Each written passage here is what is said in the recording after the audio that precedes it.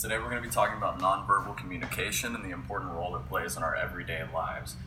Whether you believe it or not, roughly about 60 to 93% of all of the communication that we practice is communicated through nonverbal cues, whether it be the way I'm moving my hands, the way I'm standing, where I'm looking, whether I'm making eye contact or not.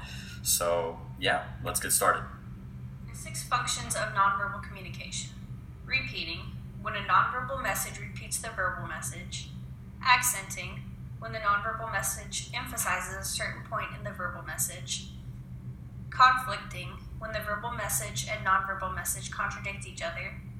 Complementing is when a nonverbal message reinforces the verbal message. Regulating, when the nonverbal message manages the flow of the conversation. And substituting, when a nonverbal message replaces a verbal message. There are 9 types of codes of nonverbal communication. The first is vocalics, which includes tone, volume, and pitch. The second is kinesics, which are body movements and gestures.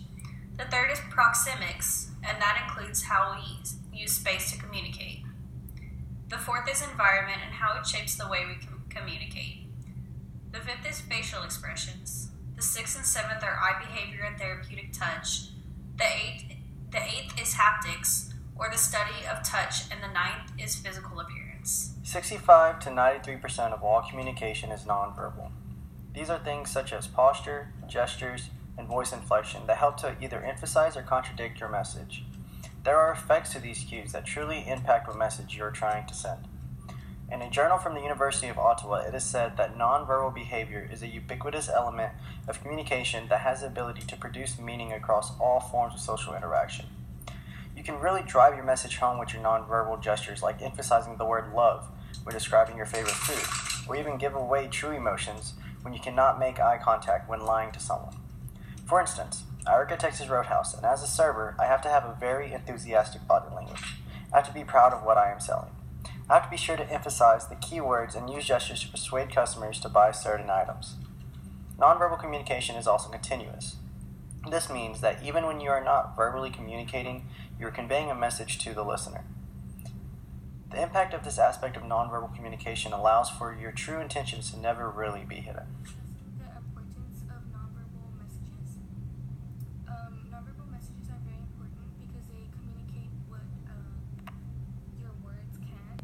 They can communicate your emotions, your attitudes towards different things. And the saying, actions speak louder than words, is a prime example of how important nonverbal messages are. Someone could say something and mean something else, or as when someone says that they're not sad but then they start crying, or when someone says they're not angry at you but they won't even look at you.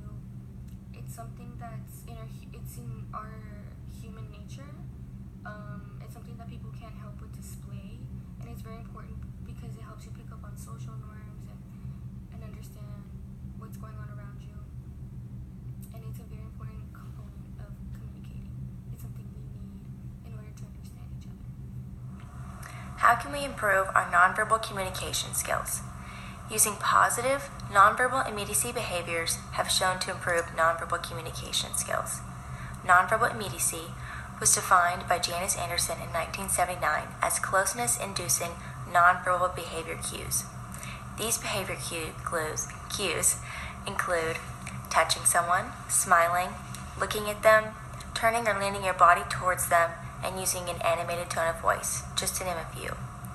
The effects of nonverbal immediacy have been shown by Terman in 2008, who found that coaches who used nonverbal immediacy were able to create better teams of athletes, and Christensen and Menzel in 1998, who found that teachers who used it had students who learned more.